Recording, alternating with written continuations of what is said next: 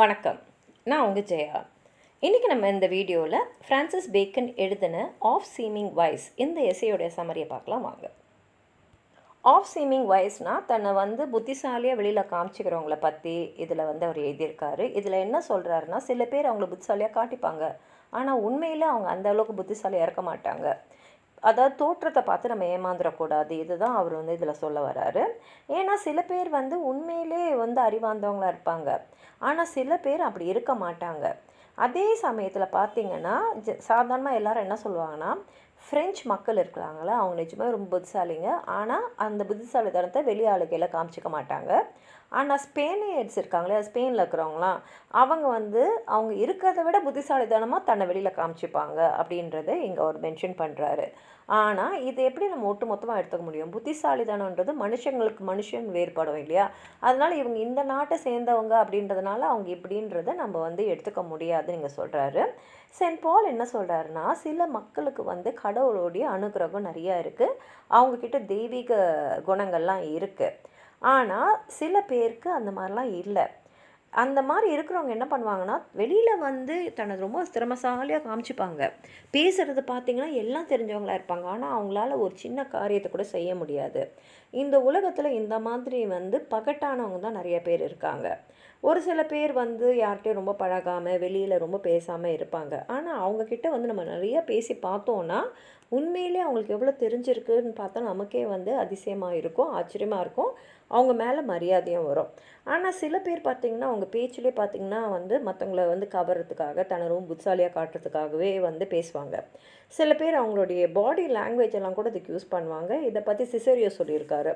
அவர் பிசோக்கிட்ட ஒரு கேள்வி கேட்கும் போது அவன் பதில் சொல்லும் போது ஒரு புருவத்தை மேலேயும் இன்னொரு புருவத்தை அந்த அளவுக்கு கீழேயும் பண்ணதை பார்த்தா அவன் பேசுகிறது ரொம்ப முக்கியமான, அவனுக்கு ரொம்ப நல்லா தெரிஞ்ச ஒரு அறிவார்ந்த விஷயத்த சொல்கிற மாதிரி ஒரு இம்ப்ரெஷனை அந்த பாடி லாங்குவேஜ் மூலமாகவே கொடுத்துட்டான் அப்படின்றத சிசேரியோ சொல்கிறாரு. சில பேர் அப்படியும் செய்வாங்க, அவங்களோட பாடி லாங்குவேஜ் மூலமாகவே தனக்கு ரொம்ப விஷயம் தெரியுன்ற மாதிரியே அவங்க காமிச்சிப்பாங்க. ஆனால் சில பேர் அவங்க என்ன பண்ணுவாங்கன்னா, ரொம்ப என்டர்டெய்னிங்காக அவங்க பேசுகிறதுலே ரொம்ப நகைச்சுவையாக எல்லாரையும் கவர்ற மாதிரி பேச்சு நல்லா இருக்கும். ஆனால் அதுக்கப்புறம் நம்ம யோசித்து பார்த்தா அதில் அவங்க பேசுனதில் நமக்கு தேவையான விஷயன்றதே ஒன்றுமே இருக்காது. இவங்களாம் சிறந்த பேச்சாளர்கள், ஆனால் வாழ்க்கையில் எதையாவது அடையணும் இல்லை நிஜமாகவே விஷயம் தெரிஞ்சவங்களா இவங்க இருப்பாங்கன்னா கிடையாது. இவங்களுடைய புத்திசாலித்தனம் போலியானதுன்றது அவங்க மூலமாக நம்ம அவங்கள கேள்வி கேட்கும் போது நமக்கு தெரிஞ்சிடும். இப்போ இந்த மாதிரி கேள்விலாம் கேட்கும் போது அவங்க என்ன பண்ணிடுவாங்கன்னா, அந்த இடத்த விட்டு ஒன்று போயிடுவாங்க. இல்லைனா வேறு ஏதாவது சொல்லியோ ஒரு நகைச்சுவை எதையாவது சொல்லியோ அவங்க அந்த பேச்சை மாற்ற பார்ப்பாங்க. அதுக்கும் மீறி நம்ம அவங்கள கேள்வி கேட்கும் போது அவங்களுடைய அறியாமை கண்டிப்பாக வெளியில் வந்துடும்.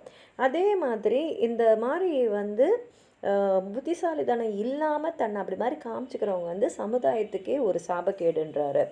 ஏன்னா இந்த மாதிரி மக்கள் என்ன ஆகிடும்னா, உண்மையான வர்த்தே இல்லாமல் அவங்க பேசுகிறத நம்ம எடுத்துக்க முடியாது. இப்போ ஒரு வியாபாரி இருக்கார், அவருக்கு பயங்கரமான நஷ்டம் ஆகிடுச்சு, இப்போ அவர்கிட்ட பணமே இல்லை. இல்லைன்னா ஒருத்தர் மற்றவங்க கையில் யாசகம் வாங்கி தான் வாழ வேண்டிய ஆள் இருக்காங்க வச்சுங்களேன். இப்போ அந்த வியாபாரி பகட்டாக நடந்துக்கலாம், ஏன்னா அவருடைய நஷ்டம், அவருக்கு இப்போ பணம் இல்லைன்றதை வெளியில் காமிச்சா அவரோட தொழில் பாதிக்கப்படும். ஆனால் சில பேர் மற்றவங்களுடைய மரியாதையை வாங்கணுன்றதுக்காகவே இல்லாத ஒரு அறிவார்ந்த விஷயம் எனக்கு தெரிஞ்ச மாதிரி காட்டுவாங்க. இந்த மாதிரி ஆளுங்களை நம்பக்கூடாது. இத்தனைக்கும் நம்ம யாரையாவது ஒருத்தவங்களை வேலைக்கு அமர்த்துறோன்னா இந்த மாதிரி வெளியில் பகட்டா ஒரு இதுவாக எனக்கு எல்லாமே தெரியும்னு காமிச்சிக்கிற ஆளை நம்ம வேலைக்கு வைக்கிறத விட ஒரு சாதாரணமாக ஹம்பிளாக இருக்கிறவனை வைக்கலாம் அப்படின்றத இங்கே சொல்லியிருக்காரு. வாங்க எஸ்ஸையை படித்து பார்க்கலாம். It hath been an opinion that the French are wiser than they seem and the Spaniards seem wiser than they are. But howsoever it be between nations, certainly it is between man and man.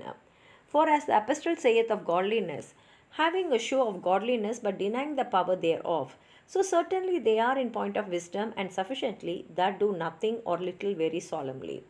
It is ridiculous thing and fit for a satire to persons of judgment to see what shifts these formalists have, and what perspectives to make superficious to seem body that hath depth and bulk. Some are so close and reserved as they will not show their ways but by a dark light, and seem always to keep back somewhat, and when they know within themselves they speak of that they do not well know, would nevertheless seem to others to know of that which they may not speak well. Some help themselves with countenance and gestures, and are wise by signs, as Cicero saith of Piso, that when he answered him, he fetched one of his brows up to his forehead, and bent the other down to his chin. Some think to bear it by speaking a great word and by being preparatory and go on and take by admittance that which they cannot make good. அதாவது சில பேர் வந்து பேசும்போது வந்து பெரிய பெரிய வார்த்தைகள்லாம் பேசி அது மூலமாக வந்து தன்னை ரொம்ப புத்திசாலியாக காமிச்சிப்பாங்க அப்படின்றாரு. Some whatsoever is beyond their reach will seem to despise or make light of it as impertinent or curious, and so would have the ignorance in judgment. சில பேர் என்ன பண்ணுவாங்கன்னா, நீங்கள் ஏதாவது ஒரு கேள்வி அவங்க சொன்ன விஷயத்தை பற்றியோ இல்லை அவங்களுக்கு தெரியும் அப்படின்னு காமிச்சிட்ட விஷயத்தை பற்றி கேட்டால் அவங்க உடனே ஒரு ஜோக் மாதிரி எதையாக சொல்லி அவங்களுக்கு அந்த விஷயம் தெரியாதுன்றதை நீங்கள் தெரிஞ்சுக்காமல் பார்த்துப்பாங்க அப்படின்றாரு. Some are never without a difference, and commonly by amusing men with a subtlety blanch the matter of whom age jealouseth.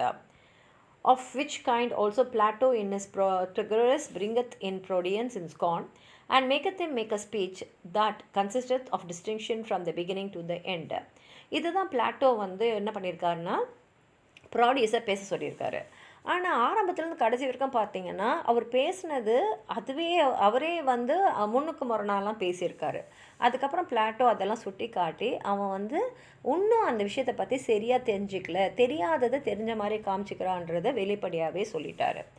Generally, such men in all deliberation find ease to be of the negative side, and affect a credit to object and foretell difficulties. For when propositions are denied, there is an end of them. But if they be allowed, it requireth a new work, which false point of wisdom is the bane of business. இந்த மாதிரி ஆளுங்களாம் வந்து யாராவது கேள்வி கேட்கும் போது அவங்களால பதில் சொல்ல முடியாத நிலையில் அவங்களுக்கு வந்து இந்த விஷயத்தை பற்றி ஒன்றும் தெரியலன்றது வெளியாயிடும். அப்போ வந்து திரும்பி அவங்களுக்கு ஒரு சந்தர்ப்பம் கிடச்சிதுன்னா அவங்க என்ன பண்ணணும்னா தன்னை நல்லபடியாக தயார் பண்ணின்னு வரணும். ஏன்னா இந்த மாதிரி ஒரு விஷயத்தில் தன்னை புத்திசாலியாக காமிச்சிக்கணும்னு நினச்சிங்கன்னா உண்மையான புத்திசாலித்தனத்தில் கொஞ்சமாவது வேலை செஞ்சு தான் நம்ம வெளிப்படுத்தணும். ஒரு விஷயம் தெரியாமலேயே நம்ம பேசிக்கிட்டு நம்ம காலத்தை கடக்கக்கூடாதுன்றாரு. To conclude, there is no decaying merchant or inward beggar hath so many tricks to uphold the credit of their wealth, as these empty persons have to maintain the credit of their sufficiency. Seeming wise men may make shift to get opinion, but let no man choose them for employment, for certainly you were better take for business a man somewhat absurd than over formal. அதனால் அவர் என்ன சொல்கிறாருன்னா, உங்ககிட்ட இந்த மாதிரி யாரையாவது ஒருத்தங்களை வந்து வேலைக்கு வைக்கணுன்னா வெளியில் வந்து எல்லாமே தெரிஞ்ச மாதிரி பேசுகிறவங்களை எடுக்கிறத விட அடக்கமாக இருக்கிறவங்கள எடுக்கிறதே மேலானது அப்படின்னு சொல்லி அவர் இந்த கட்டுரையை முடிச்சிருக்காரு. உங்களுக்கு அதாவது சொல்லணும்னு நினச்சிங்கன்னா கீழே இருக்கிற கமெண்ட் பாக்ஸில் எழுதுங்க. இந்த வீடியோவை லைக் பண்ணுங்கள், உங்கள் ஃப்ரெண்ட்ஸோடு ஷேர் பண்ணுங்கள். சப்ஸ்கிரைப் பண்ணாதவங்களாம் ப்ளீஸ் சப்ஸ்கிரைப் பண்ணி சப்போர்ட் பண்ணுங்கள். மறக்காமல் இந்த வீடியோவை ஹைப் பண்ணுங்கள். அப்போ தான் நிறைய பேர் இந்த வீடியோவை பார்ப்பாங்க. நன்றி.